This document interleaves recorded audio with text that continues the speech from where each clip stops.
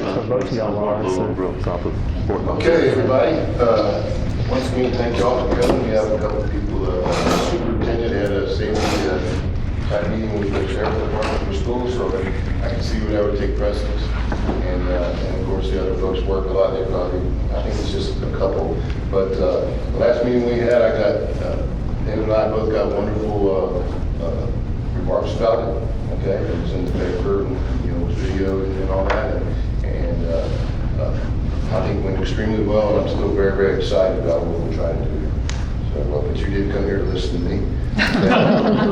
Anyway, thanks again for coming. Thank you, Butch. And as the mayor mentioned, I want to thank you for all the participation that we had in the last workshop. I mean, everyone was very engaged and vocal and commenting on positive things about the community, and maybe there's infrastructure limitations, but we'll discuss that again today. Dr. Hill was unavailable today, so it's just me, but he'll be here for the next session. Now, also in the next session, we're currently administering a survey in the community, kind of trying to get a feel for what just residents' aspirations for the community are. So in the next workshop, we'll debrief you on what the survey respondents say. And we've kind of started looking at the results, and it's aligning with what we're talking about here. So I don't think we'll see any surprises from the community, but we'll have those results just to make sure. I want to recap some of the things we talked about. So these were the key kind of takeaways.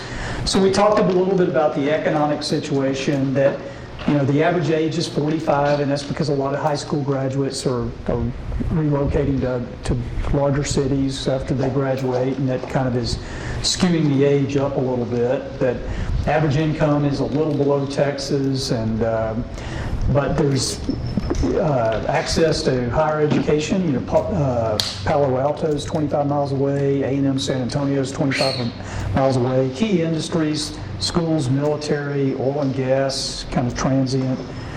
And then we also talked a little bit about some of the things that could be economic drivers, like agritourism, or the kind of the summer traffic where people are headed to the Frio or other rivers. And then let's see, really good support for locally owned businesses, proximity to I-35 in Port Laredo, proximity to San Antonio Med Center and other larger employers in San Antonio, golf course, Devine Acres, farmers market. There's limited employment growth, but there's low unemployment, stable sales tax collections, and affordable. So what I'd like to do is kind of take the list of things we talked about and kind of hit on three things for the next meeting. One is, what are the uniqueness factors about the community? What are the things that are unique about the community that might make someone relocate here as opposed to somewhere else?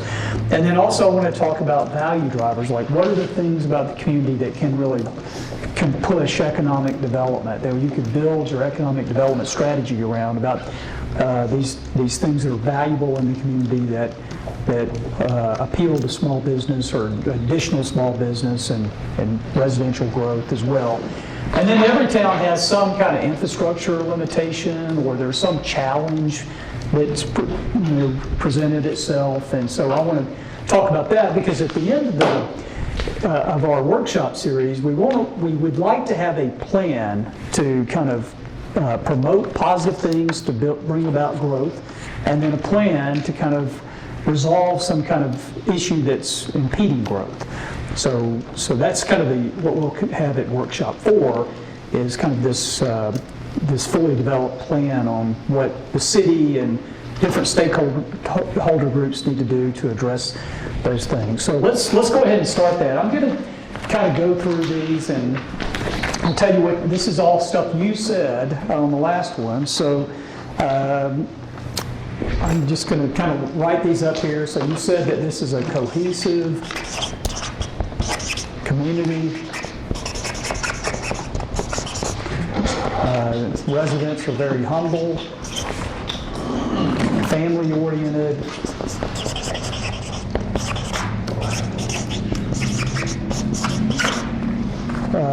supportive, caring culture.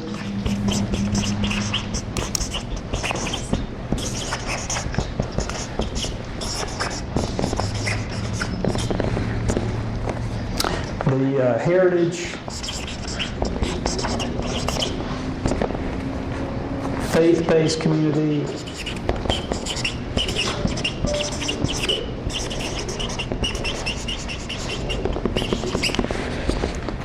and lack of congestion.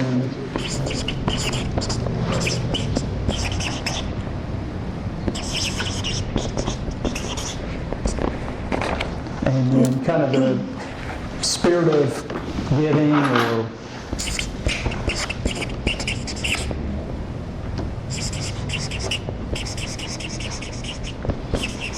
and volunteerism.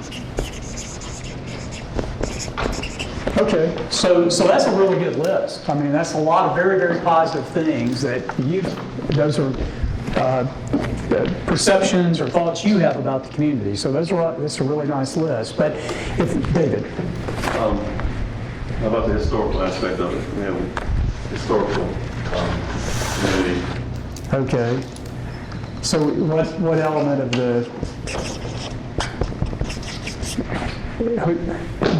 of the history? I mean, All of it, but we have Florida Town is like historical. Florida Town. Oh, really yeah. It's really been discussed and to be revitalized and really be a certain point of attraction for. Okay. We have an organized historical committee run by Nancy Sadoff, a volunteer. We've also put them under the Chamber of Commerce to help them grow. They got the mural done. They're just trying. Little steps, but we're trying. Okay. Yeah. Well, I mean, I noticed your large photos when I came in. Yeah, that was all the family that supported. Okay, that's still a nice photo. So, but so if we're going to try to kind of focus on, say, what are the 5 most important things that would attract new residents here, or maybe be a magnet for economic development. I mean, those are all good, but if we want to try to think about, okay, which ones are really the ones that, say, the top 5 that we'd like to promote? I mean, anybody have any thoughts? Yes, you have. So out of those factors? And unless we missed some, if there's something we missed from. I mean, I can just say from a real estate perspective, it's proximity to San Antonio. Okay. Commute time to San Antonio, our school district, and small town Family orientation. of all the ones that you listed prior. That's what most people are looking for, is look for when they choose our community. Okay. So. Family orientation, being family oriented. Yeah, is a big family one. oriented. So in terms of, from a realtor's Well, perspective. from relative, it just, all the oil and gas that started in 2010, 2011, I would always say, why Devine? Why did you pick Devine? And it was usually proximity to this was about as far as they wanted to go, even if they had to commute further south. Okay. And of course, the men, we had a golf course. And the ladies looked at proximity, San Antonio Medical Center. Okay. And our school district. Okay. Those were the things when I would ask people, why did you pick Devine? Why are you looking here?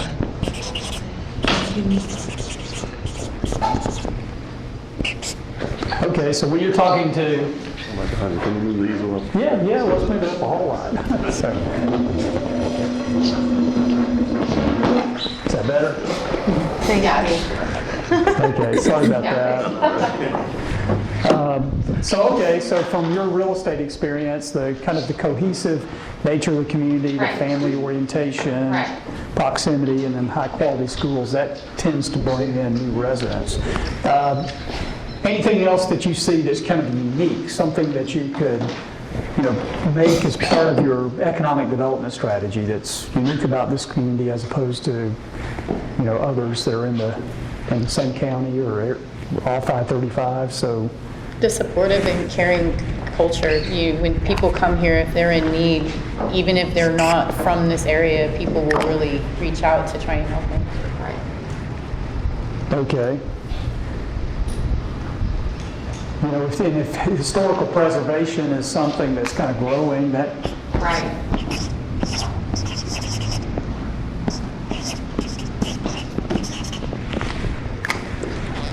as opposed to just typical big box retailers and gas stations. I mean, there's some historical element of the community that is a magnet. Okay, Just so, trying to think of all those bullets that you posted, like if there was a mission statement for, like, go back to school districts. We would list all those things and then come up with some type of mission statement. right, and that's one thing we'd like to do if we have time today, is work Right. on kind of a value proposition for the community, kind of the mission statement of, how you identify, so, you can say you're a cohesive, family-oriented community, has high-quality schools, Right. and close to employment opportunities in San Antonio, so we'll work on that. But yeah, so those, anybody have any other comments on these? Well, developable land. Okay. Let's put that on the next one. We'll take this one off. I'm just going to stick this over here. I know it's going to be hard for you to see it. So developable land, value drivers.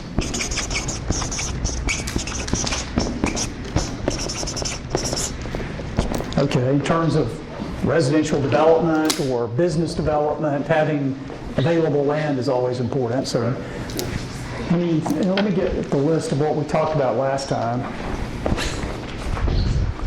Other things that you commented on, let's see.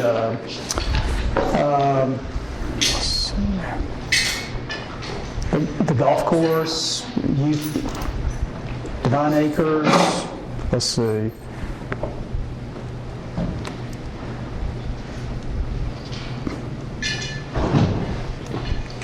Proximity to Port Laredo, US 57, I-35.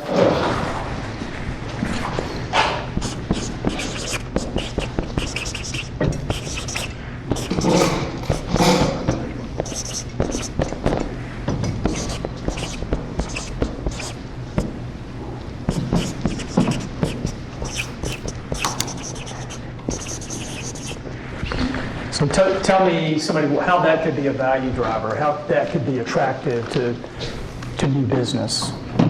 Easy import, export. It's easy to export goods to different places. Okay. Really looking to support businesses coming, under transiting, logistics coming between the two.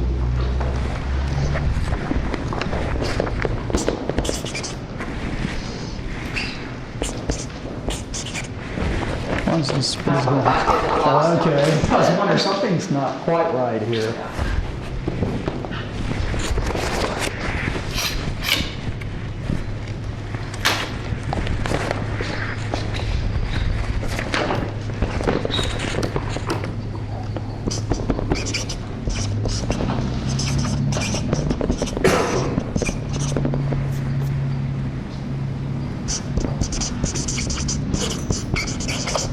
Okay, so that's a really good point, because I think we mentioned last time, I think 2/3 of all trucks in the United States are coming right through the Port of Laredo. So that's a big part of the U.S.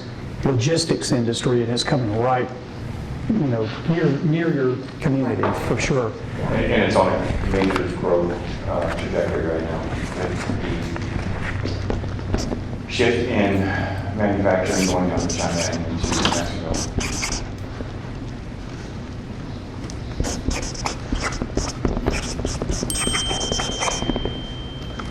Okay.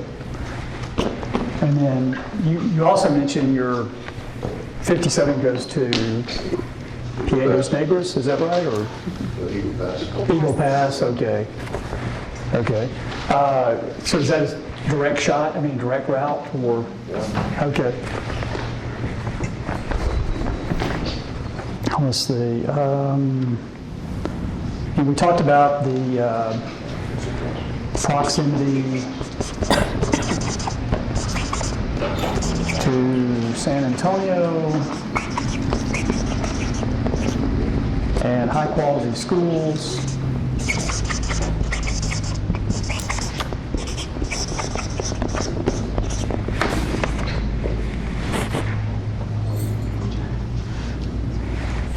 And there's also, you mentioned there's kind of a desire for intentional growth, that there's a group, I mean, it seems like the overall consensus of the community is supportive of growth and not trying to prevent growth, right? I mean, so.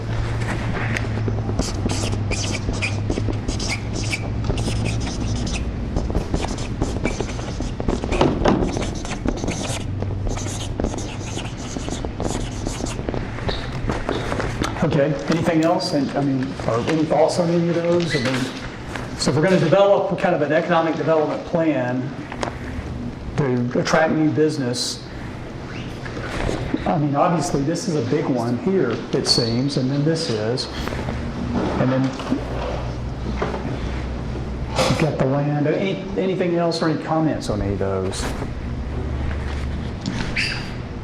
Or anything we might have missed? We have a lot of historical buildings here that haven't been hit by, I guess, bought to, I guess, it's a prefab, you know, you got Max's little gas station that's over here across from City Hall. You have, used to be the cleaners way back then when I was in high school. Yeah. There was a tire shop now, across from Conley. There's several places that can be renovated if somebody can buy it. You own the park, They're the for bar sale. park, right? I mean, you did a great job, other than that, you had good business coming in. Yeah. You know? So- I didn't think that as far as being in a city, especially like where I'm at, kind of like out of sight, out of mind. Yeah. But I think a lot of marketing has helped us most definitely that I'm gonna do another year. You know, like, because I'm gonna keep on growing from just that location. We're unique, like we talked about. We're spread out. We don't really have a square. We have unique. Yeah. And that's one thing that the chamber's trying to do is, Right. Now, about the old fire station that's been, right here from the 2030 maybe, and there is opportunity as long as we have owners that are willing to sell. And then a lot of the growth is on the outside as far as residential. And that goes back to, like Fred said, we have good soil and we have good water. We're not in the Edwards regulated. We have the Carrizo water tables. Okay, And, that's- you know, there's good water here.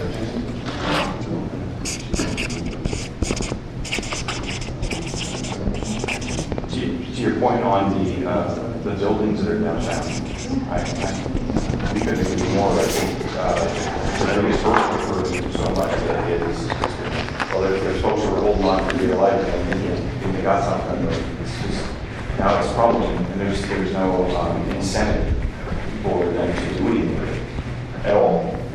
But why would I do something with it, you know? Wait, nothing's gonna happen. I'm not gonna sell that, you know? Somebody's gotta come in, and they're gonna have to pay me to fix that. And that's the mindset. And I think that's a policy piece we need help with, from the city. And I don't know what the details are on that, but, there's been cities that are trying to do something similar, and the policies that are drafted are such that it's the building, it can be abandoned, but it can't look like it's abandoned. It has to look like it has to maintain the appearance that it's, and that those are policy pieces, so it has to maintain the appearance as though it's open for business, because it goes back to the broken windows theory, you know, you throw one rock in a window, and, oh, it's okay, we can throw rocks in it. Yeah. But if they see, oh, it's clean, then Well, and we hear this in different communities, and so what some communities have said is we have codes in place to prevent this, but we don't have the enforcement capability. Or, I mean, David, are those kind of codes already in place, you think, about, you know, buildings that are not being used, abandoned? Yes, we have codes in place. Right? Okay. It's a matter of enforcement mechanism, and more important than that, it's a matter of changing your mindset that is acceptable in the community. Yeah. You know what I'm saying? So, just like what we're doing now, hopefully we have a community identity. We're going to get the message out. try to change the mindset, the culture of like, okay, this is not acceptable, or we're here willing to help you rehabilitate, revitalize this particular location. Do you want to sell it? Do you want to have revitalize it, or if it's dilapidated, tear it down, whatever the case is, so we can rebuild the community to make it presentable. Right. That's what I've heard 5 months since I've been here, you know. Yeah. We need a sense of pride in the community to help rebuild the community to make it presentable for people who want to come here. Right. Not just, you know, Well, and you see that all over central Texas, every little community, the old gas station's been converted to a pizza place or some kind of wine tasting room or something like that. So if you can repurpose those historical buildings for new businesses, that does make it a place that, you know, people might want to come and visit on the weekend or maybe relocate here. So it's will be More important, you have family histories, you know, you have family history, the different generations of people also that own it and don't want to sell it. There we go. And then their parents or our grandparents pass on, and then the younger generation is willing to be more progressive or willing to sell it and mixed use or fix it or whatever the case is. So that's a factor also. Okay. The other major shift in mindset, in order to get to that place, we can have people coming in and building beautiful businesses, but it's not, there is a level of tourism that's good to bring folks in, but it's also the public's mindset here. The citizenry is, I'm not going to go there and do that. I'm just going to go to Walmart. They're apathetic about where they're shopping. We have amazing small businesses all through here, but they're not supported by the community as a whole, which in turn sends all that money away and it kills the community. But I think that's improved. It has, no doubt. It has improved a lot, and I mean, the chamber has focused on, you know, think Devine, shop Devine, Yep, buy Devine. And I will tell you, a lot of that changed after COVID, because a lot of people, San Antonio was still locked down, and I think after COVID, a lot of people discovered, hey, we have a lot of nice places here. And here again, it goes back to our footprint we're very spread out. But, I mean, I just have a little gift shop, but a lot of people after COVID, I didn't know this was here. Yeah. Because you have to break the habit, because we have a lot of generations that live here, but we also have people that moved in and they eat here and they sleep here. And they go to work in San Antonio. And so you have to break that cycle of, I need this, I'm going to San Antonio. No, look here first, shop here first. And it goes back to one of the things we pushed in the chamber is, you know, support the businesses that support your community. Because our businesses are very supportive of our school, our Little League, anything that's going on. Our small businesses, not Walmart, not the big guys that get all the money, it's the support of our mom and pop and local businesses are very giving. So that's something we've tried to change. Yeah. And I think it's improving. But it's a habit you have to break. Go ahead, we're here. There's a lot of neat places here. Yeah, the majority of our customers that do come in, they're like a little older crowd. We don't really get a lot of youngs. Right. You know, but it's, you know, older people that, oh, I didn't know that this was here. Exactly. I love the apothecary that you guys have. I didn't know that you guys had something natural. You know, I could find wellness here. Right. You know, instead of going to San Antonio or buying it off of Amazon or whatever the case is. And it's nice to know, like, well, it hurts me kind of like, well, I didn't know you were here. Like, well, I promote as much as I can. You know what I mean? Well, and that's the double-edged sword is, yeah, people come here because of our proximity, but then we lose business here because of our proximity to San Antonio. So it's breaking the cycle of getting them here. But I can tell you, KK, just in the last 10 years, how many new businesses have we had open up here? I mean, we both grew up here and there was not much. Right. And just little businesses that have opened up in the last decade and have grown and prospered here. Well, and there's tremendous opportunity for that. Yes. And if you look at, you know, kind of what's going on north of San Antonio, towns like Bulverde and of course Bernie, which is a whole different thing. Right. But I think people that live in Bulverde kind of want to shop and eat in Bulverde. Very much. So. Couple thanks to Steve, those are great observations, and Sydney, I'm not going to interject very much, but I too have a small business here, and I've been here for 39 years. I have a different kind of business. And fortunately, I don't depend on Devine, okay? But speaking of 35, it's almost a flip-flop for, okay, right now, a lot of folks here in Devine, and I've had it happen many times. Number one, they say, oh, we didn't know you did that. Okay, I've been here for 39 years, I got banners on the side of the building, you know, it's like, oh, we didn't know you did that, okay. And then a lot of people automatically assume that since you're in Devine, that you can't be competitive with stores and things in San Antonio. And then when I said, well, you didn't even come in and ask for a price, and then when they asked for the price, oh, well, okay, that's because I don't have to drive, you know, we do the drive to San Antonio for you for supplies, and we bring it back and all that. But on the flip side of that, we get a lot of business between here and Laredo. Right. And this and that, because we're on the way to San Antonio. Exactly. Okay, so Pearsall, for example, Billy, Cotulla, Laredo to Eagle Pass, I mean, all these small towns. So my business model kind of takes advantage of that. Right. And so it works very well for us, you know. And of course, we do a lot here, but you get north of Devine, okay, Natalia Lab, I mean, and I have great customers there. I'm telling you, they don't even think about going south. Right. They just, Yeah. yeah. Yeah, that's a good point. So, okay, well, any other value drivers? So the land, the proximity to interstate, proximity to San Antonio, the high-quality schools.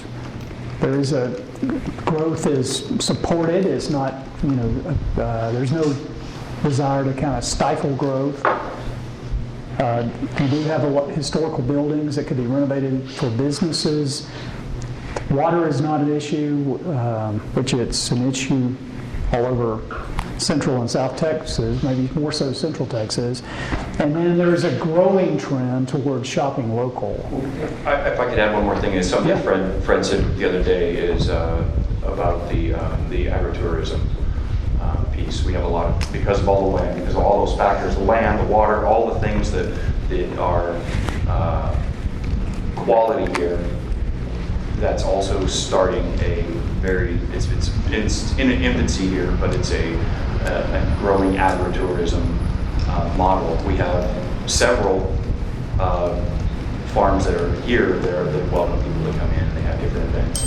But that's the idea. Is think Fredericksburg with all the booze.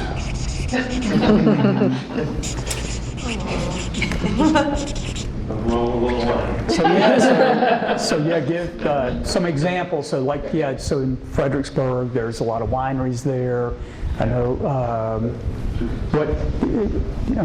What types of farms are being able to? So two off the top of my head that are key for this one. We have the Winterstrom Ranch right on 132. They're the only independent fiber mill in Texas, actually in the Western U.S. I think. It's huge. They get stuff sent in from everywhere, and they will mill your fiber, alpaca, sheep, whatever. You send them natural fiber, and they'll mill it into yarn on their premises. But they also do farm tours there. They hold a market every month, that kind of thing. They want to encourage that kind of, and they're in a great location for it too, right on 132. We also have Dory Mead Lavender Farm, Okay. which is the southernmost lavender farm in the United States. They're out in between kind of Moore, Yancey, Devine, that triangle. But they're actually in most of our properties in Medina County. But they have a lot of people who come in from all over the place and to visit their lavender farms, gift shop, and they're opening a U-Pick vegetable farm and their animals and everything else they have going on. Okay. We all, and I mean, the 900-pound gorilla in our rooms is Devine Acres.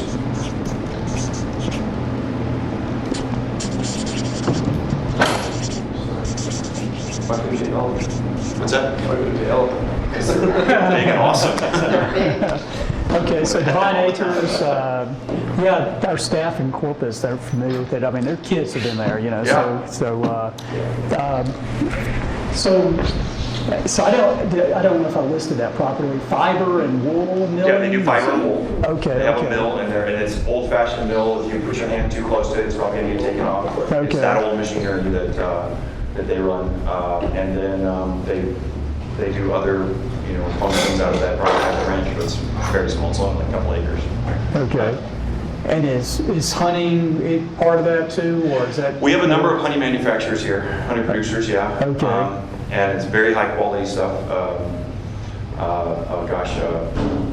Well, there's a number of them here. And actually here there's a large program, a national program called Hives for Heroes. It's veteran based that they bring in, or they train people how to, cultivate honey and bees and everything else. And we have one of the mentors lives he's here in Devine too. He's just down the street off of 2200. Okay, okay. All right, anything else you want to list, or? On that, I'm just here. But you're talking about value drivers of Devine.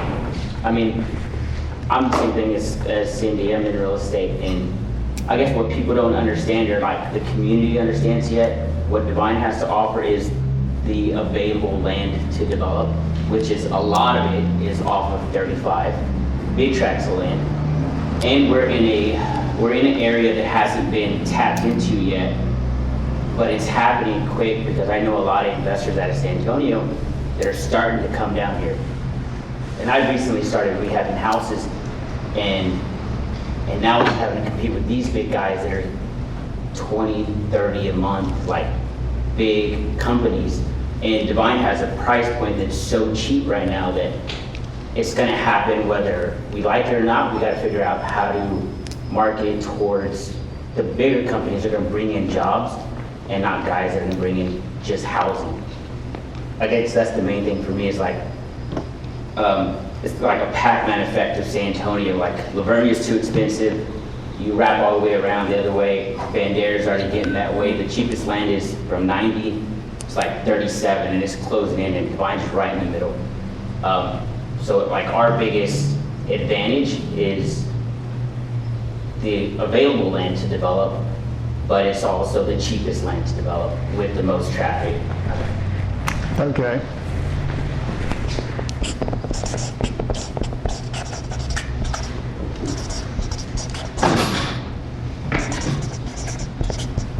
And I only bring that up too because I'm the only, we have a CrossFit gym here in town, and we've been here for 10 years. When I started here, there was like 6 other gyms, and it's to the point now we can't grow any because there's nothing for sale. These old buildings don't want to sell anything. To buy anything is, to build a metal building in town or anywhere remotely on a main road, it's at $500,000. Right. And it's like, if Brown Chevrolet just sold some of their abandoned buildings on the other side of the railroad tracks, like I got 3 buildings that I want of theirs, but they won't sell them. But they're just sitting there, everybody knows about those, they're just getting trashed. And people are just throwing junk there, but. That comes that policy piece. Yeah, the ordinance. We need help from the city in order to say, stop it. Yeah, I agree with that 100%. Is like, if we don't put an ordinance in place, if it doesn't, it has to look operable. Right. Or habitable. Clean. Yeah, it has to be. Just clean. Yeah. At some point, there has to be we have to do something in the city to make these people start selling, in my opinion. Like, Incentives, not Yeah. sell, they don't Yes, sell. incentive, you can't force people to Yeah. sell. It's not forced, but- Just keep it clean. Just keep it. Yeah, so that was my first thing, and that's why last time I brought that up as well, because when you reached out to me originally about coming to this, my first instinct from a less cost-effective thing is how do we clean the city? Because I'm not from here, and I'll be honest, I've never picked Devine to live here. That's not a jab. It's just I grew up in Italia. I wanted to live in a small town. Thankfully, I met my wife and we live here, right? And I love it here. But I'm also I would love to get things cleaned up. If I can live across the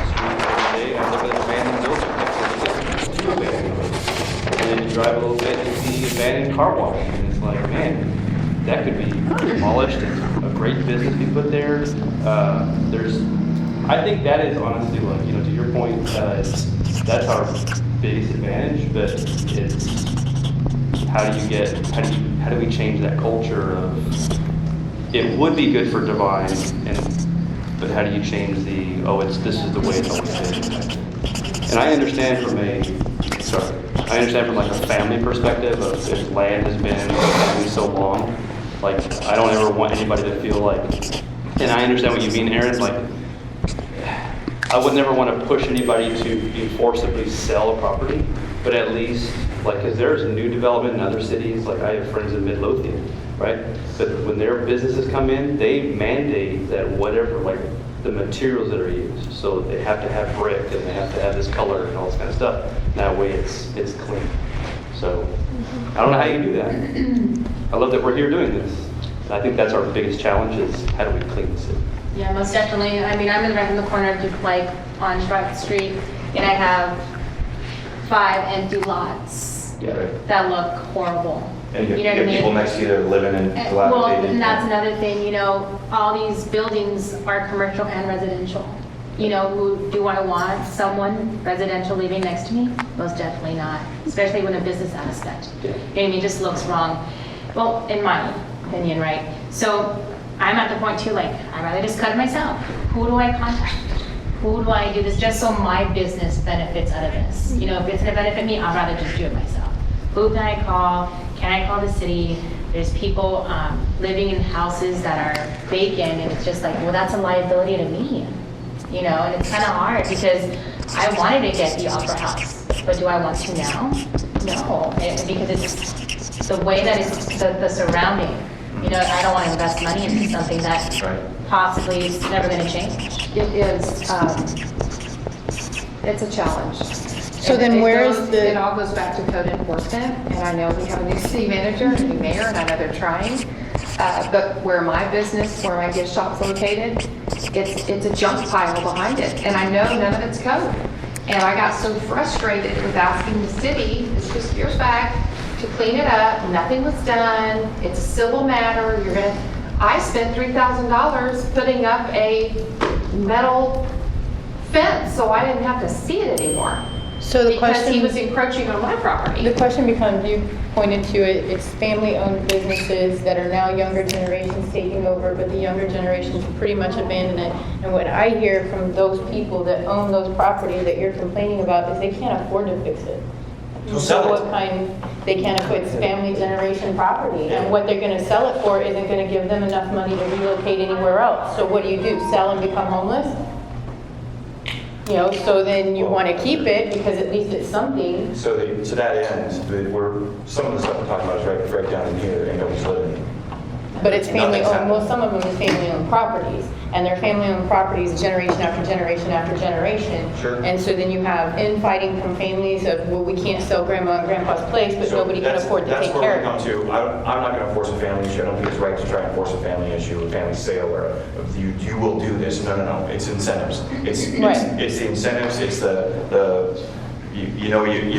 when you have kids growing up, you take the kids, you say, there's the water and drink it, right? And then you're thirsty, but if you hold their head down, it's abuse. You're not supposed to do that. You're just supposed to say, there's the water, and you can drink it if you want to. So it's incentives. It's how you incentivize people to do things like make it look decent, make it appear, clean it up. Don't let it fall down. It's incentives. And so it may be that is, hey, if it doesn't look like it's occupied, the windows aren't clean, the building is not clean, then you can. And we want to put those kind of incentives in place and then at some point, the people go, it take a little time probably, but the people go like, dude, we're sick and tired of just letting this, these bills keep piling up on us, but it has to be done. Well, I think they are going to get somewhat pushed out as far as selling because we're talking about the church, Yeah. the 2 churches that are there. They're for sale. They're going for sale. The Opera House is for sale. The other corner house is vacant, but I mean, when we asked about it, they were not willing to sell because it was too expensive because there's no flooring at all. Yeah. Mind you, all of these buildings are over $400,000, $500,000. Shit, To okay. go in there and fix something, you're talking about That's $30,000 to what- $50,000. As far as someone that wants to remodel something and make it better.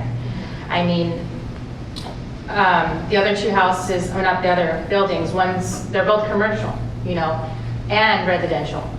What's the best option? Residential. You know what I mean? So maybe those three houses are out of the picture, but we do have the church, we do have the upper house, and we have the other church, and then we have the old The bar. bar. The bar. Yeah. Which is for sale because the church owns it too.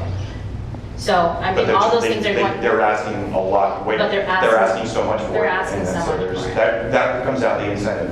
So at some point, people can sit on this stuff forever. You can just sit on it, I'm not gonna do anything with it. You can sit on it forever, nothing is happening, there's nothing driving you. There's no incentive at all. There's just no incentive to do anything with it. Are these largely like absentee landowners or local? Yeah, locate like the woman who owns the gas station, the bank, and then that small building, right? When you approach her and talk to her, she's like, oh, I have just a bunch of junk in there. And you, well, are you willing to sell it? Well, no, you can rent it, you can lease it, and you can renovate it, and then I'll just, you know,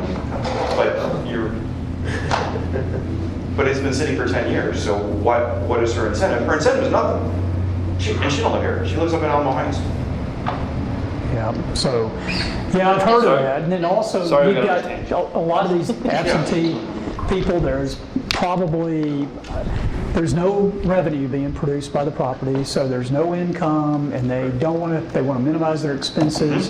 And then there's probably, in some cases, past due taxes too, where somebody that inherited an interest is not paying the tax, so, and then that would have to be cleared up for sale too. So yeah, I can see that would be a problem, where, especially if they live, like you said, Alamo Heights, and they come down here.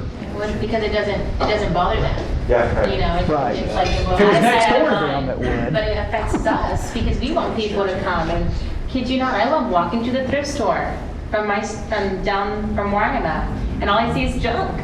But kid you not, if I walked in a really nice place, I kid you not, people would start walking all over downtown again. Crazy, huh? Huh. You know what I mean? Crazy. But people too go to the coffee shop and they walk down, but they walk down all this junk, and you don't know who lives there.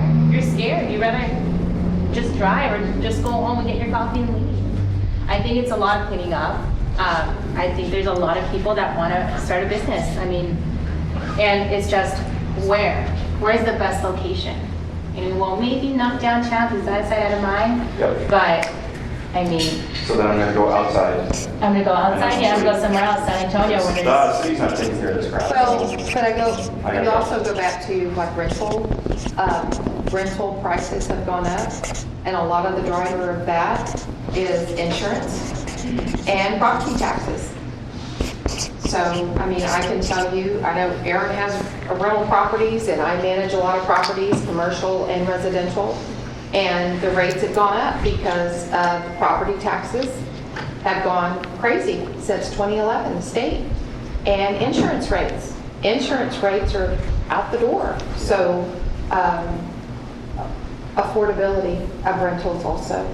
But a lot of these empty buildings, it's a mixture. I know there's one we talked about, it's in a lawsuit situation. There's been growth, but there's room for so much more. But you can't force people to sell. But I have seen in the last 2 or 3 years where people are considering, because their property taxes are so high, where it used to be they just pay that property tax bill. Well, their property taxes have more than doubled in the last 10 years. So the ones that were just sitting on it, there is more consideration.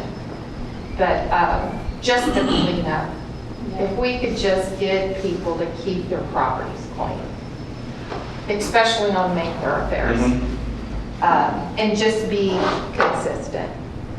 And David, with the code, I mean, is there a way to, I mean, I guess the process would be you notify the owner and then. Notify the owner, they have a certain amount of time to fix the problem, the issue, whatever. Worst case scenario, if you get no response, the city can, after court action, demolish the place and send the bill to the owner. But way before that, it's a mindset. Also, the city can only do so much, you know what I'm saying? The government can't come in and just, take over somebody's property. It's a process. Do y'all have it We do where- have, one moment, please. Okay. We do have programs in the Texas Government Code, like Main Street programs and downtown revitalization programs, which are grants, monies that the cities can compete for and try to get to assist owners. One program is called like the facade improvement program, where you fix the front of your location, your business, and then the city will reimburse you up to 75% of what you spent on that project to have a new facade for a presentation that makes your city and community, thrive and look better. I'm sorry, Cindy, I know you were going to ask something. So on that, so I know a couple of years ago, we had a situation with the city where we were not able to get additional grants because we didn't follow through correctly on a couple. Are we now eligible for that? We've been receiving grants since I've been here, so I'm assuming that was corrected. But it's a matter of, we do have grant administrators. We are in contact with them, and that's one of the focus now is economic development. So I'm going to be asking them to make sure that they look out for the city on different programs, like I just mentioned, to be able to help bring some of that money to Devine, so we can incentivize some of the owners that way. We can incentivize, but like once again, I appreciate you saying that, David, and said the job, but when I got here, I knew about all these grants that were that little like communities like this, or like City of Devine, Lytle, all these communities have this grant.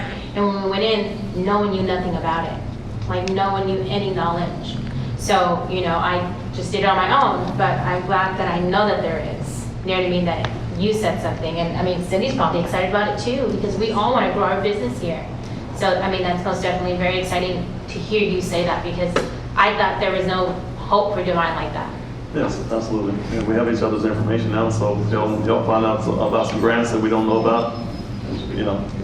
We're open ears.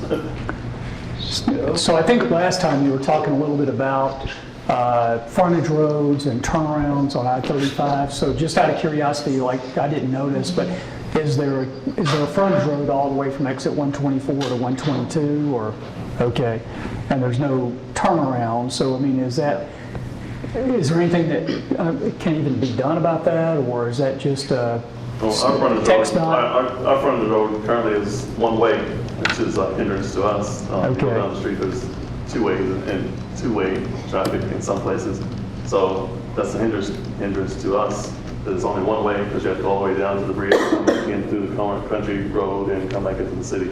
For now, we're trying to get access through 173 by buying some properties, but for now, the frontage road access is an issue. However, when you deal in TxDOT, it takes 10 years to get there. So, it's just a fact. Well, and to Butch's point, last time, the 10-year plan is to have a frontage road all the way down from Lytle through here. One way. But one way.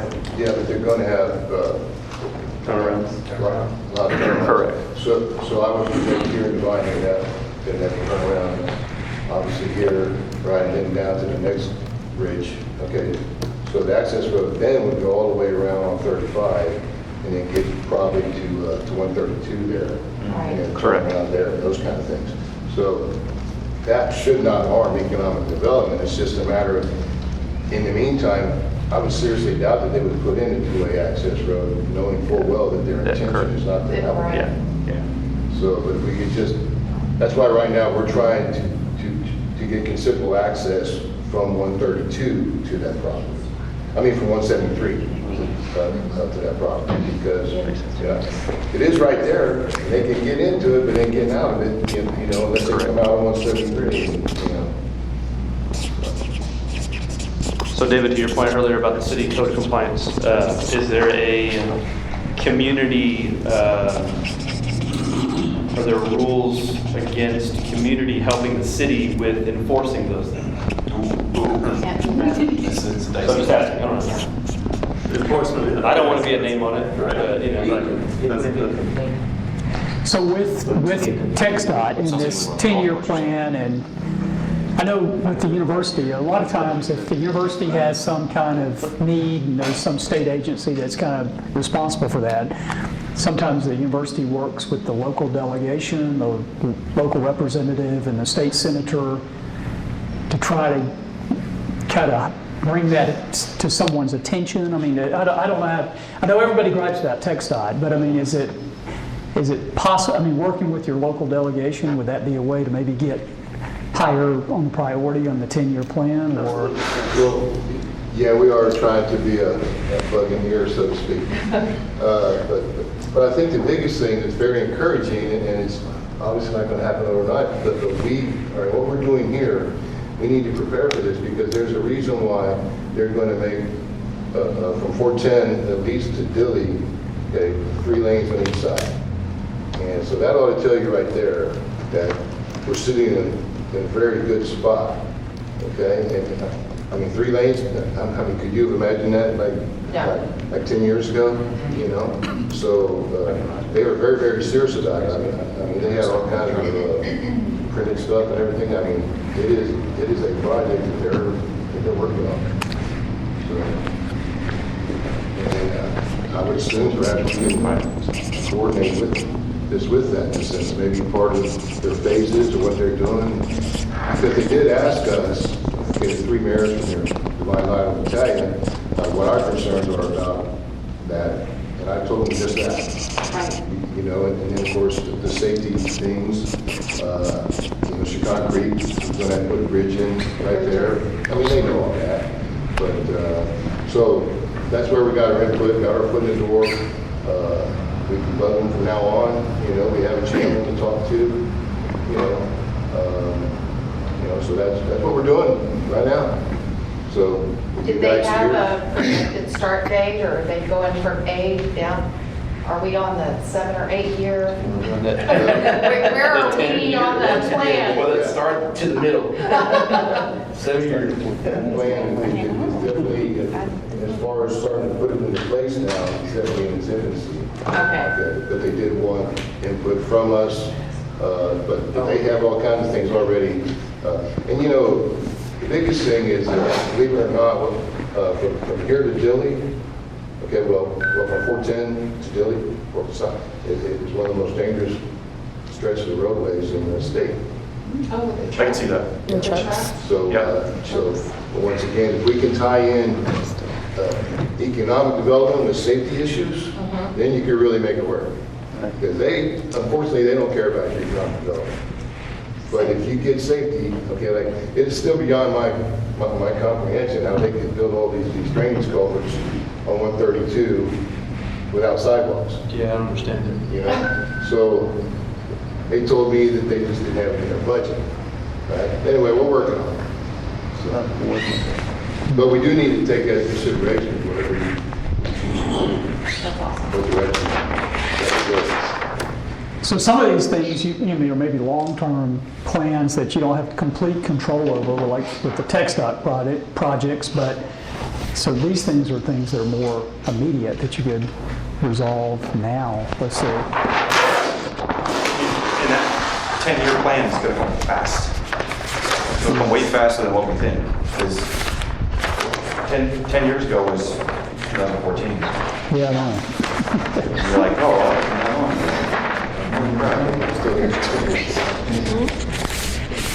So we joined recently, Devine County joined ACON, California Area Council of Governments, for the rural portion of their abilities and their resources.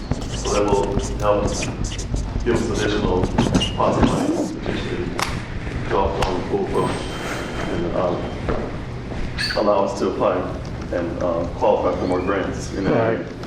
Yeah, and so one of the workshops will actually have someone from EDA come and talk about those kind of grant opportunities. So, and that's why EDA has asked us to do this, is because they like some kind of advanced work where the community could, you know, kind of identify key projects and then go to EDA with something that's really been discussed and decided upon. And so anyway, maybe that's an opportunity.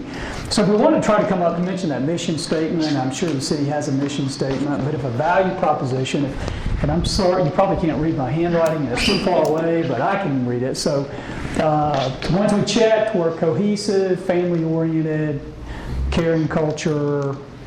So, I mean, we could say that Devine is, I mean, if we want to put this into a mission statement, key words that need to be in there are cohesive, caring,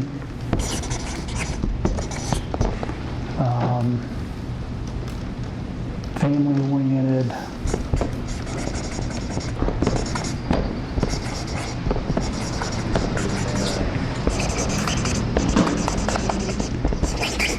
so that'd be a way to describe the city of Devine, right? I mean, it's kind of like the unique, the culture, the distinct culture of the community would be cohesive, caring, and family-oriented.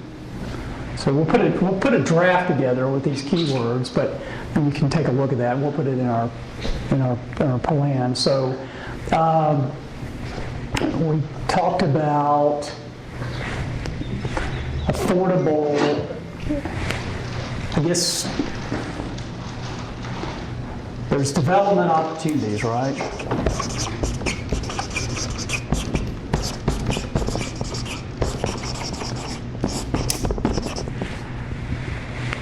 And then high-quality schools has got to be in there.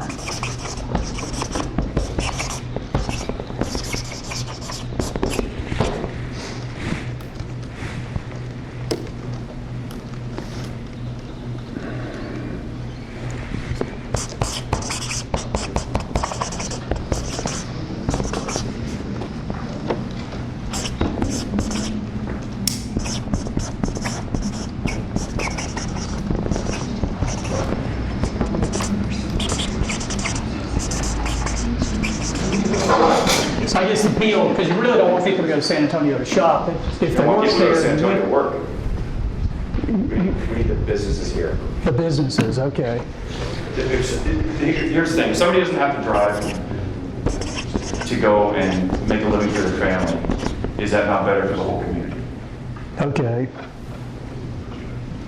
So Guys don't business have to go to oil opportunities. fields, and folks don't have to drive. If there's businesses that can, viable businesses that can support it here, as opposed to sending all that off, because people go other places again to work. They're gonna spend their money over there. Right. They're gonna, I'm gonna stop by the store on my way home. Just a lot of people go because it's just better paid too. Yeah, that's what I'm saying. But So they- you guys are viability. But here again, proximity to San Antonio is an asset, because people could live here, raise their children here, and you can commute to downtown in 25 minutes. So there is There is some benefit to that, I think, but So they like the small town feel, they want to They be in a do. small town, but they don't have the big city. And then they'll say, They don't mind "Oh, working there and coming back home. what that encourages though, So it's a- that the commuting culture encourages, I'm gonna lock myself in my house when I get home and I don't have to worry about anybody else. So, some of the lack of employment opportunity immediate to Devine also affects one of the things that we talked about the last time, which is we don't have a lot of young people stay in the community too. So that, to Steve's point, I think there's a middle ground between some of these interests, right? I think it's both and. We have something advantageous because we are 25 minutes to downtown, but we still lack because there's not expansive job opportunity here as well. So there's got to be something in the middle ground that's pursued. Yeah, so one of the things that I read online, it's literally habits of highly effective small towns. So a couple of the key points: have a greater awareness of local entrepreneurship and support it. Train young people in the skills that major employers demand. But to that point, it's here. So whatever we can help bring in, the school can help train that. And then, of course, refine their central value proposition, which we're doing. And then recognize the importance that arts and museums play in attracting people and firms. So that goes to like Devine Acres and, just. So something to what you're saying though, and I could be completely ignorant to this. This is when you talk about just that, that's a collaborative environment, collaborative communities, right? Where there's business need, there's economic need, whatever that is, and other entities. I talk about legs that support a table that is a community working together to solve these problems. when I say I could be ignorant, I think this is the first time a group like this has ever met in Devine, Texas. And so something that we own coming out of this is, just because we're going to get together for 6 sessions, doesn't mean that this can and should stop here. We've got to figure out how we continue to have these conversations. So as we each hold a responsibility in the community, we're coming together to talk about how we solve these things, not just being in our lanes. We're really good at being in our lanes. And that's a really good point. And that's why we'll put a report together and we'll have an action plan for the city with kind of layered with action plans for each stakeholder group to kind of help pursue those goals. So that's a really good point. Now, let's see. What about entertainment? We don't have any entertainment right here, period, other than playing in the field with hay bales. Yeah, I'm from Kentucky, so I'm not making fun. I'm just saying what it is. What it is. From the people I serve, we have like how many parks in Devine, but how many of them are actually safe for kids to go play at? 1? Right. Like there's 5, but there's 1 where families feel safe to go. Right. Okay. And on top of that, entertainment is more than draw the family from San Antonio to come down here. You know what I'm saying? Or have something here where Part of the tour take your kids to. Right? I mean, just because we're 45, being in age now, with the growth and everything that's coming, and the development that's coming, families are going to come. You know, we got almost 1,000 houses coming around the community in the next few years. All those are not going to be 45 and older, right? So we need to prepare now. Yeah, so like, don't get mad at me, but I like going to Blue Lacy and Castroville and catching a movie at Rainbow Theater, right? We don't have that. The only kind of entertainment, if you will, would be when Black Creek does music nights. That's about it, yeah. And that's outside of town too. I'll say something. You know, every event that I've done, I hire a musician. And hiring a musician is not cheap. Yeah. We're talking about $500. No one comes. No one comes. Yeah. And it kind of hurts because I invest a lot of my time and my money to bring something for the community. You don't have to buy anything. Come and enjoy it. They don't. Yeah. And that's the sad part. Why are they not coming? Do they feel outcasted somewhere? Am I bringing an environment that is not welcome for everybody, which I try to do all the time, very welcoming. But I think it's just something that we need to get out of our comfort zone. I think it's apathy, and I'm driving, and I gotta get home and get the kids, and I'm not gonna go out and do that, because I just want to stay home now. Yeah, but if I had a main event or a balance or something like that, where I could take my kids here in town, then that would be, you know, it would be great to just go out and do that right here in town. Yep. And have a good family time and just going back to the house instead of driving 30 minutes or an hour on the road back and forth fighting traffic to San Antonio. So, You draw from other towns. Did you go last night? You have something. What did I do last night? What'd you say, Butch? Or? Well, if we were fortunate enough to get something like that, we clearly draw from other Okay, towns. okay. So. It was last weekend. Yeah, I think it was last weekend. I don't remember I was gone. I'm at markets. I'm always gone. So on weekends, but we just had the thing at the golf course, the second anniversary thing, where we had a couple of Saleeks brothers and Jeremy came in and played, and you know, it was The kind golf of, course still has events. They do, yeah, but how many people support that that don't live in the golf course? Exactly. Oh, that's Another thing too. I think it's a lot of culture. Yeah. You know, you think of course, you think money, expensive, you know, all these things where a lot of people that live in our community don't have the funds to go golf. Golfing's expensive, so they don't want to take their kids there. No, the events I'm talking about are not golf related. Yeah. Okay, they kind of remodeled the cart shed. It's a very large building. They have a stage in there for bands.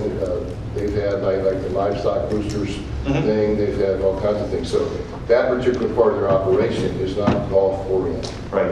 It's purely entertainment. I think so too, but I think it's just because it's at the location. Yeah, if you tell people in Devine it's at the golf course, they automatically it's the think it has location. some connection to the golf course, and then, well, how much is it? Is it going to be too expensive? That's what I meant to say, sorry. I think it goes back to, I mean, I'll go back to, we lived here since we were kids. We never had a movie theater here, or we had it shut down. And then we had a community pool, and then it shut down. And then I know when Butch was on council, he got it back going. But it's more family activities, because I know a lot of the commuters we have that eat and sleep here on the weekends, they want to do something to capture them or to keep them here. We need more things for families. And, you know, yes, we have Devine Acres, but it's seasonal.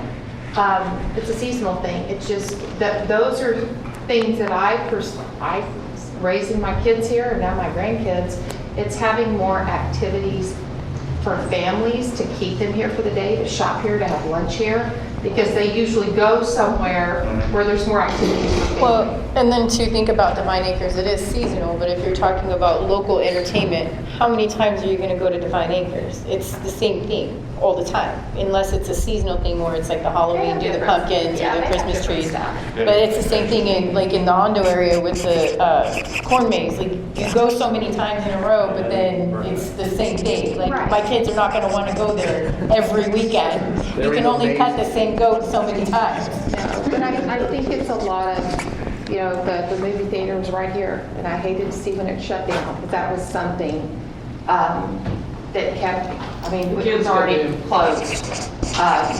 We had that skating rink. We have a skating rink, and it's great, and then that, and bowling alley, and just, but just, And is that an issue to employment or just lack of interest? Probably, like anything else, insurance and. Certainly liability of buildings, if people aren't going, then it's gonna shut down. Well, so it goes back to that, right? So and I'm definitely not being negative here. This is a positive environment. I love this. But it's we talked about it earlier, it's the businesses that are here that are supporting the community. The community is not supporting those businesses.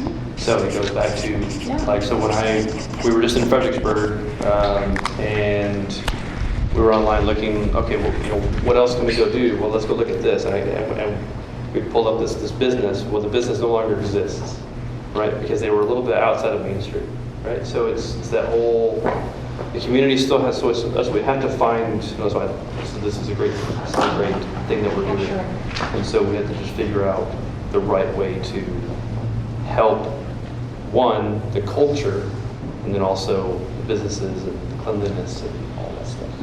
So, I know a lot of our people go to San Antonio to do specialized athletics. A lot of people. There are people who go for it. They drive an hour. Talked about doing a sports complex here and stuff, and said, oh, it's too expensive. You'd have to have somebody to run it, blah, blah, blah. But a lot of people spend a lot of money on sports and going to San Antonio for their kids to have opportunities. So, I mean, I can people speak travel. 100% to that because I've tried it, and like I said, I'm the only group fitness gym in this area. And as much as people like, I'll be 100% honest. Like, if it doesn't, the way I look at it is, I tried that. I tried the youth specific sports programming. Parents drop off their kids. They wouldn't pay. Everyone wants it until it comes time to pay. And they take their kids to San Antonio only because they can drop them off, go have a beer, go eat, go back. So at the end of the day, if you're not serving alcohol and it's convenient for the kids, a kid babysitter, it's not going to make money and it's not going to last long. And that's just how it is. We schedule we don't even accept kids anymore under like 13 years old because parents come drop them off and then leave, and it's not taken serious. As much as people say we'll pay big bucks for it, I think we'll pay big bucks for a babysitter for an hour, but they won't support us here at home. Like it infuriates me because I'm from here, my brother's from here. We could have done batting cages. My brother's pretty well known for sports stuff, and people always want to hire him, but no one wants to pay him when it comes down to it. They're like, oh, we'll give you $30 an hour when they'll pay $75 in San Antonio. Me here, I charge $90 a month for our programming. San Antonio, it's $200. They'll still drive an hour, but it's just one of those things, like, unless there's a restaurant that they can eat at or a beer they can have afterwards, it's a whole totally different. I feel like people play where they work. And if they work in San Antonio, they're gonna go what's convenient to them right there. They go to San Antonio on the weekends because they live here, they're stuck here. So that's kind of like, and they go, obviously, when everybody goes to San Antonio, you're going to eat, have a drink. And unless we get more restaurants in actual revitalized buildings, if they were able to revitalize these and have restaurants, and these people would stay here. If they had playgrounds, people would stay here, but there's just not.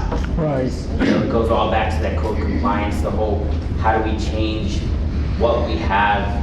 Our immediate fix is change what we have now to make it accommodating for adults. Because I got a 3-year-old, I can barely go to Black Creek because he runs out to the parking lot. But it's the perfect place for us. And most of us all have, you know, me, Jeremy, we all got kids all in the same grade. And I'm at the age too where I'm about to be 40 and all our kids are from 3 to 7. We all have to go to San Antonio. And it's just, because there's nothing here for us. But I mean, it kind of all goes back to what we're all talking about, just the vacancy of the properties is just our immediate killer, Okay. in my opinion. So that's a good point. We talked about Boulevardy, so I think it's got enough of an established restaurant operations and businesses that people can just kind of, they don't go to San Antonio as much, you know, I mean, I'm sure they still do, but there's lots they can do there. So, but your point is, some cases you have to, is what you're thinking. All right, so, okay, so I'm going to try to draft this up into a little paragraph or something for the next meeting. But the key words that I want in there, based on what you're telling me, is affordable, cohesive, caring, family-oriented community, and that high-quality schools. So those are kind of magnets for reasons to relocate here or to reside here. And then in terms of the economic development strategies of the community would be, the community wants to put an emphasis behind residential and business development opportunities. And is this right? Did I capture this right? Is that, well, there's also the proximity to San Antonio and Port Laredo. I'll work that in there, but. I think that's the business opportunity, the Correct. larger scale Yes. Right. business opportunity for viable, high quality work, and high quality jobs, and high quality. Okay. So I guess from the economic, so quality of place is, so the quality of place would be, I'll just put this. Yes, so that bullet is great for trying to get a company like Amazon to build here versus 410 and 35. I know, but I'm just saying, just an example. Shop local. Not sending money. No, I know, but I'm talking about like jobs, right? Yeah, there's a great. Amazon's not going. We were let's be actually honest. on the scale for the Toyota plant. Yeah, that would have been. We that were would've been in the top phenomenal. 3. Toyota or Back in the John day. Deere or something would be So- amazing. Yeah. Okay, so did I get these right? So the quality of place features would be the affordable, cohesive, caring, family-oriented community with high-quality schools, and the focus, economic development focus for the community is on, tell me if I get these wrong, community or residential and business development opportunities resulting from proximity to San Antonio and Port Laredo, and then focus on growth and historical preservation and entertainment, recreation opportunities for residents. So, I mean, are those, did I catch those correctly? I mean, are those 3 economic development priorities that probably need to be in this value? I would agree. Agree? Okay. Well, focus on presentation. By cleaning our Okay. community. Some type of, I don't know what the word is, but pride in Find pride. community or whatever. Well, and that's what's so strange is we have so much pride in individuality, right? So if a family is in need, a community comes together, right? Why can't it be the same for property? Yes. The way it looks. We used to have a Clean Town Parade. I think that's a festival Long time that was ago. actually first started. I think Kingston Madison said it was called the Clean Town Parade. Wow. And you There can have was the high school students do The it. marketing aspect Get involved. to the line. Yeah. And that's ended up turning into a fall And- festival, the guy festival. And if I may, I don't know if anybody remembers, but back it was probably late 2021, we did try to do that with this little, I don't know if anybody remembers it, but we did a Revive Devine. Yes. We did it 2, probably 3 times. Nobody showed up. No one showed up. Nobody showed up. Well, I personally, and I'm not going to bash anybody in regards to this, but I reached out to everyone I knew, local business-wise. Here's a digital copy of the flyer, please spread the word. I, being an outsider, was called a missionary, trying to help. That really got under my skin. I'm like, I live here. I pay taxes. My kids go to school here. Why am I not part of Devine? Am I not local enough to help our town? We had probably 20 people the first time. Second time, probably like 4 or 5. Third time, didn't even happen. And it was for the fall festival to clean up downtown. We tried to clean up as much as we can. We got local businesses to help with supplies. After the first time, nobody wanted to help. And we just gave up because we did exactly this. And that's where Miss Nancy started the historical preservation. She was part of the group. Revive Devine. I still have admin access for our little social media. After 1-2 years, it just died out because people wanted to take care of themselves. Like, let me stay in my lane, kind of a deal. They didn't want to reach out and help out and get their hands dirty with it, which we have to at the end of the day. Right. Let's not just talk the talk, but walk the walk. Like, I have no actual, I don't own a business here. I'm just someone who lives here. But I wanted to help out because I see the potential, and that's why we moved here. But it seemed like it just died out, it fizzled out. Well, I can tell you from the chamber's perspective, we're now working with the Market Association, and the Historical Committee is now under the chamber because, I mean, I've helped with the chamber since I was 18 years old. And I can just tell you, it's the same 10 people who do everything. And I was It's a member at large same of the 10 or chamber 12 as people, well. And we serve on our church committees, and we serve on other boards and everything, so people get burnt out. Yes. So to me, if I just, like I told Steve, I want the Market Association, what he's trying to grow and do.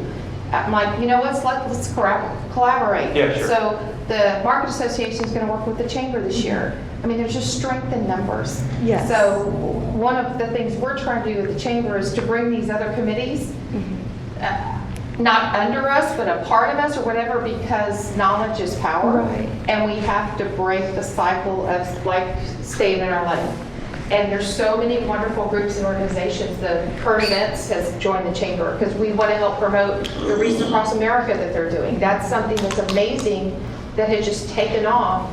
So to me, if we all kind of help each other and work together, maybe some more of this can help grow. Yeah. Because to me, from the chamber, let's get people in Devine. Yeah. I don't care whatever we can do to get people into our community, to see what's here, to go into a store or eat. We have to I'm work just together. afraid, being a new resident, I've been here for almost 4 years. Yeah, and Steve, that's exactly, Steve and I came into the picture around the same time. right. And it just felt like, again, we know the roof is broken, it's always been broken, and it's gonna stay broken because I don't wanna do my part in it and I wanna stay in my lane. And that's what I was afraid of, and that's what personally happened with me when I tried to extend the olive branch, and that's what I'm afraid of. Don't. Yeah. Now, what I'm saying is basically, since I've been here, I'm a new kid in town, obviously. But You're really new. You got, we have all these silos, right? And everybody's doing their own little thing. A lot of times we have duplication of services. If we could just harness all this energy and all these resources and all these mind power into one organization, without one organization bragging about this is me or this, one thing would just be us, right? And just have a community organization that's number one focus is community. Right. And doing what has been identified here. Everything y'all saying, when I came to town, I heard the exact same things from a lot of people, clean up the place. We have a lot of good, hard, willing, working people here that love, they love God, love each other, they help each other, so forth and so on. We want to help this community thrive and grow, and although we just don't know how. So time for everybody to come together and get some instruction and direction and, you know, help us make the steps possible to make the city prosperous, or a place where people want to come to live, work, and play, or just come and visit, whatever. If the 60 acres out front, obviously it's not the savior, it's not going to be everything, but it's a grand, that's prime real estate right there, and it's a grand opportunity for the city of Devine to be, to you know, really have an identity and make this place, you know, even more prosperous. So I'm glad, thank y'all for your time on this committee. You know, it's not about money, but you know, y'all are giving up money technically because you're giving your time. And more importantly, you're giving your time and your experience and opinions to help get all the information we can possible, so they can put us a profile together and an identity. And we can market that not just for businesses, but like I said, for the growth that's coming. So the growth is coming, like it or not. So we can prepare now and do what we're doing to kind of be ready for it, or we can just get ran over, like some of the communities are. We see this, right, and we look, and I'm not from Devine. I'm from the Rio Grande Valley, moved here, but I feel that, you know, family, caring, all this great stuff. And I think it has to come in with the community. Like, if we want it so much for the community to think that way, we got to think of it when we create it. You know what I mean? So if we do events, we have to be like that. Who are you? Who's David? You know, I mean, you're the mayor. Who are you? You know, oh, sorry. Sorry. You know, I'm starting up, sorry, I apologize. Who are you? Are you a good person? Are you really family to make me feel that I'm family? You know, the community, the chambers of commerce, are you guys really family, or are you just a pack? I don't want to be a part of a pack. I want to be part of a family. I want to grow my business within the community, and I want to feel like family within my business and the community itself. You know what I mean? So it all, like, this togetherness, I've never been a part of something like this, but it makes me feel so good because I feel it already. You know, it feels like family. My name is Gabby, and I'm married and have a son. You know, to let everyone know that we're not going to only stay in our lanes. Yes, we have a job, you know, we have a business, but yet again, I want Devine to grow, and I want it to feel like family, and I think it starts here.